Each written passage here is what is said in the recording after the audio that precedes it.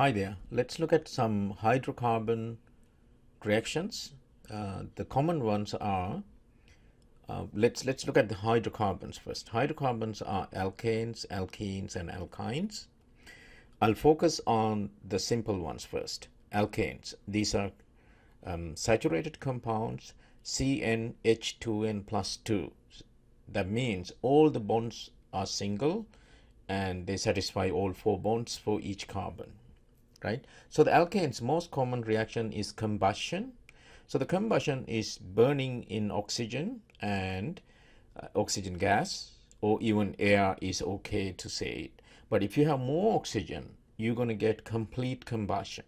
So in a complete combustion, you get carbon dioxide gas and water liquid, and heat is released and it's exothermic. So that's how we basically run our cars, right?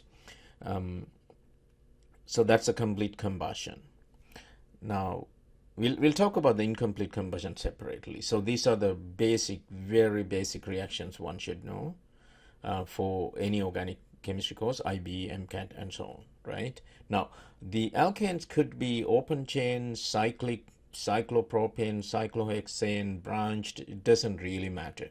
Now, the other reaction is not very common now. We don't do much that. That's called cracking. And in this case, we can make actually higher alkanes, alkenes, even aromatics. It's not very common to do it. So unless research wise, okay?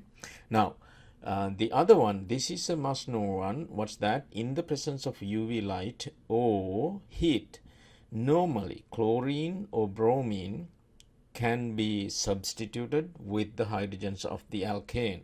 So you end up with the haloalkanes. So examples are CH3Cl, CH2Cl2, DCM, dichloromethane, CHCl3 chloroform, CCl4 carbon tetrachloride. Anything you can make depending on how much of chlorine, how much of alkane you adding into that. So that's a chain reaction. So check for the other video for chain reactions. So that's a most questioned reactions, I believe. Okay. Now the other thing, if we need very specific alkane to be produced, one method is RMGX and reacting with the water. So that is acidic conditions. That's called the Grignard reagent. So the guy won the Nobel Prize for this reaction. Now, this reagent actually. So the other method is RC double bond O. These are basically carbonates, carboxylic acids. We can actually heat with calcium oxide, sodium hydroxide. This one will remove the CO2 and you end up with the particular alkane. So that's a way to make alkanes and how to use alkanes. So remember, in this case, I was only focusing on CnH2n plus 2, the homologous series, and the homologous series changes with the CH2 groups, right? And the important ones are the free radical reaction and also Grignard reagent, if you learn about it. Okay, Grignard reagent is special one because it makes CH3R minus basically, and it adds a proton from the water. So that's how you get the Grignard reagent giving you alkanes. Now, the other reaction we should be looking at is this one here. So I do have an alkene. It's actually 4 carbons. It's 1 butene or simply butene.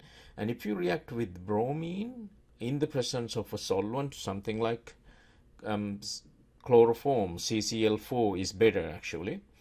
And so now what you are doing, you put a bromine molecule across the pi bond. So you get a bromine down here, bromine up here. So that's actually anti-bromine addition. If you learned it, that's why I just put it up and down just to show anti. Now, you can warm with KOH, and let's adjust these hydrogens properly. You can see what's the logic here. So there's, yes, that's the, now what happens, this HBr and this HBr removed with the heat and with the KOH, because KOH gonna react with the HBr, that's why. So you make 2 pi bonds now. So you start with the alkane double bond, you can end up with the alkyne triple bond. So that's the purpose of this reaction, right? So bromination, bromine addition, and removal with the KOH. Now let's look at another reaction, common one. So this is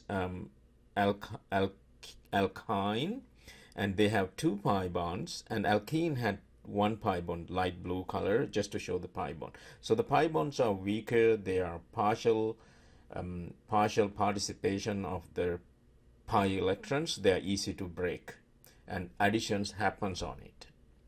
Now, in this case, what you can add hydrogen in the presence of nickel catalysis, and so the hydrogen gas is absorbed on the nickel, and it just breaks the pi bonds and sort of glued into the alkene or alkyne, producing its alkane. Now, these are basic reactions. So now the only thing is, you can get in your questions, you can get a complicated alkene alkyne. Doesn't really matter. You just break the pi bonds and stick some hydrogens in it, and you end up with alkanes relevant to what you are given. Now the specific reaction, so this is NaNH2. It's called the soda amide. You may not need the name, but see the soda amide, sodium plus NH2 minus. So what's the purpose here is actually this NH2 minus steal a hydrogen from their alkyne because it makes ammonia gas. So production of gas is a driving force. So it will make this one CH3C triple bond C minus. It's called the acetylides, if you learn the name, because ide means negative ions, right? Now this one is very useful actually. So acetylide negative ions can hit on electrophile, which is C plus here. You look at this one. So bromocyclopentane, you can kick out the bromine atom and you can add that triple bond there.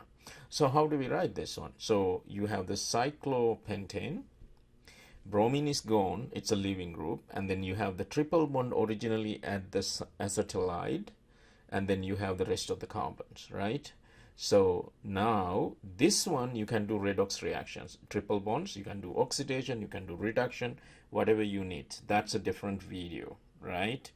And for now, simply we focused on the pi bonds breaking and adding halides, adding hydrogens into that. So that's the important part when you have pi bonds, unsaturated compounds, alkenes and alkynes. So it is an addition to the pi bonds.